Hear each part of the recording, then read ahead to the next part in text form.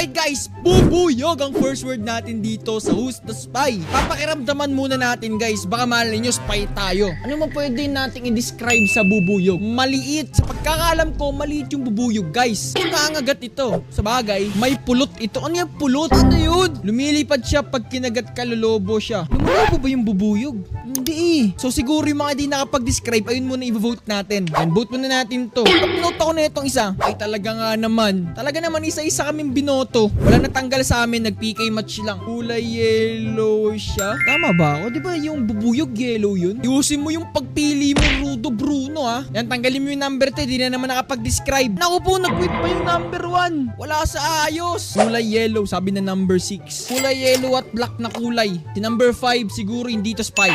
Puro na lang to, no? Sa adjustment to tayo, pero mag-describe to kayo. Yan, kick na natin yung number 3.